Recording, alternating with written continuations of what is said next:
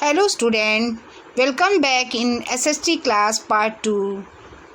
Student first part में हमने Greenland के land and location, climate, vegetation and animal life के बारे में डिस्कस किया था. स्टूडेंट आज हम सेकंड पार्ट में ग्रीनलैंड के occupations and industries, life of peoples और मॉडर्न वे ऑफ लिविंग के बारे में डिस्कस करेंगे. First, occupation and industries. Fishing and animal hunting is the major occupation of the peoples of Greenland. Fishing जो है और एनिमल हंटिंग करना यहाँ के लोगों का मेन ऑक्यूपेशन है. Cod, halibut, salmon and shrimp are some type of fish that are canned and export. Cod, halibut, salmon और श्रिम्प टाइप की जो फिश है इनको केन किया जाता है. केन क्या है? डिब्बों में बंद करके सेल किया जाता है और एक्सपोर्ट भी किया जाता है. वैसे भी एक्सपोर्ट किया जाता है. The Greenland shark is hunted for the oil in its liver. और जो यहाँ की जो शार्क है, ग्रीनलैंड की जो शार्क है, इसको इसके लीवर ऑयल के लिए मारा जाता है. ठीक है.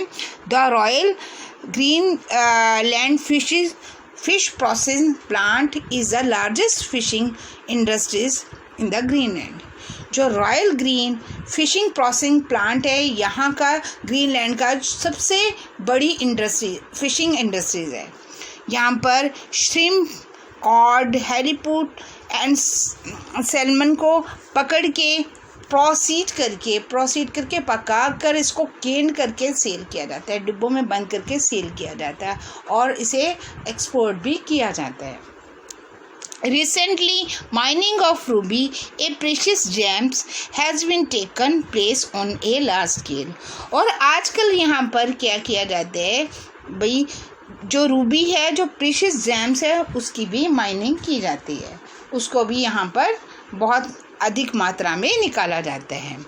लाइफ ऑफ द पीपल, यहाँ के लोगों की लाइफ कैसी है. The original inhabitant of Greenland are Eskimo. Greenland के जो ओरिजिनल नागरिक हैं वो एस्किमो हैं. Now they are mixed with the European people and are called Greenlanders. और आजकल ये जो है यूरोपियन पीपल के साथ मिक्स हो गए हैं तो इनको आजकल ग्रीनलैंडर भी कहा जाता है. Because of harsh climate of this country they lead a very hard life.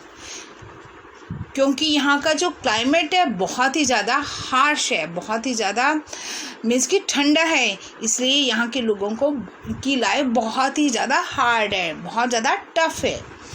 The people of Greenland wear thick cloth made of seal skin and fur to protect them from the cold. यहाँ के जो लोग हैं वो मोटे मोटे seal की skin से बने हुए कपड़े पहनते हैं. Same type of clothes are worn by men and women. Their jackets are which have a hood is called parka. और जो यहाँ के जो मेन और वुमेन्स हैं वो सेम टाइप के कपड़े पहनते हैं और ये एक जैकेट पहनती हैं जिस पर हुड भी होती है, उसको पारका कहा जाता है. ठीक है. आपको मैं दिखाती हूँ कि कौन सी ये जो जैकेट है जो पहनते हैं उसको ये पारका कहा जाता है. ठीक है स्टूडेंट्स, ये एस्किमो हैं देखिए, और जो इन्होंने जैकेट्स पहन रखी है विद हुड वाली, इसको पारका कहा जाता है. ठीक है students. Next,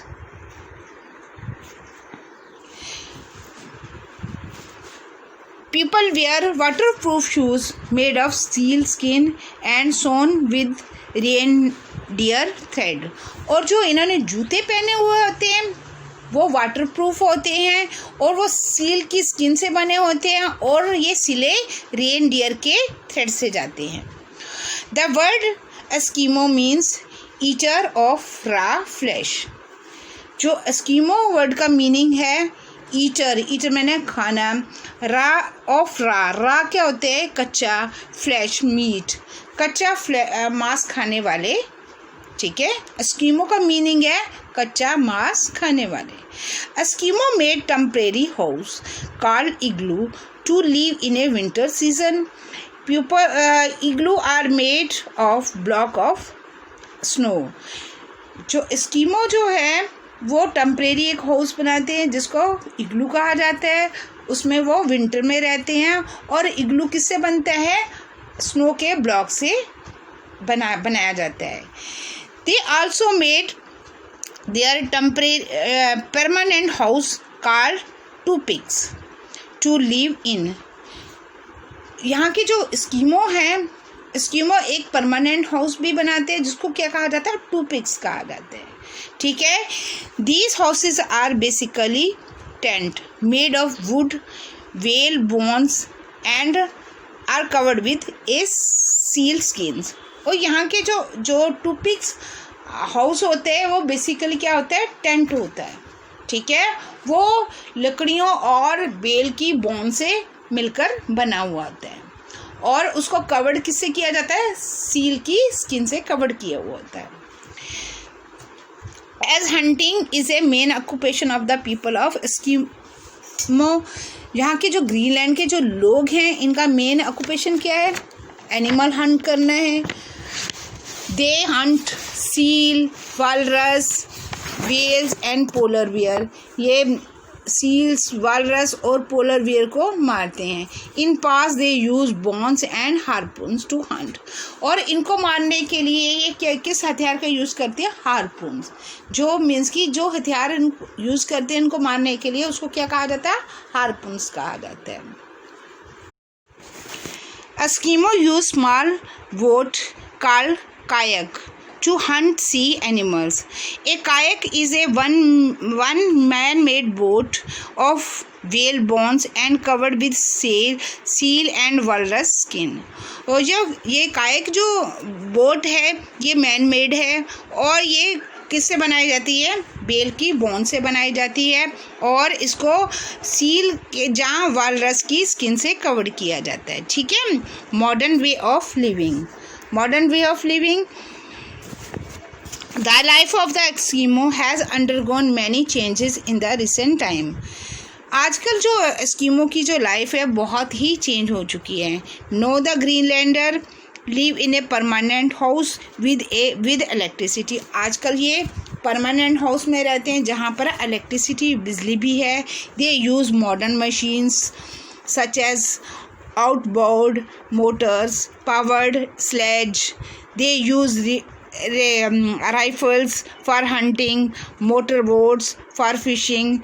They have radio, television, computer in their home. Many educational center and hospital has been set up. Means कि ये परमानेंट हाउस में रहते हैं जहाँ पर इलेक्ट्रिसिटी है। ये मॉडर्न मशीन्स को यूज़ करते हैं। ये आजकल पहले हार्पून यूज़ करते थे, आजकल राइफल्स यूज़ किया जाती है, मोटर बोट्स को यूज़ किया जाता था, ठीक है। और they have use radio, television, computer use करते हैं और आजकल बहुत सारे एजुकेशन सेंटर भी खोले गए हैं और हॉस्पिटल भी है। The country is process in a rapid peace.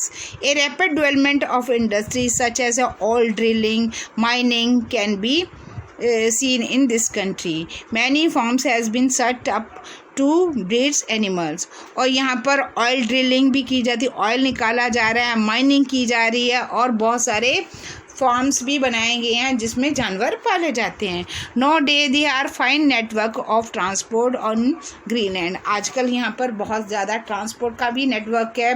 Good road बने हुए हैं जो टाउन से कनेक्टेड हैं और some towns have link with Denmark, air link with Denmark and North America. और यहाँ पर एयरवे का भी लिंक है डेनमार्क और नॉर्थन अमेरिका से भी। आई थिंक स्टूडेंट आप लोगों को ये चैप्टर समझ आ गया होगा। हमने आज ऑक्यूपेशंस और ग्रीनलैंड के लाइफस्टाइल के बारे में पढ़ा और उनके मॉडर्न वे के बारे में आज का डिस्कस किया है। आई थिंक स्टूडेंट्स आपको ये चैप्टर समझ आ गया होगा। Okay student, thank you, bye bye student.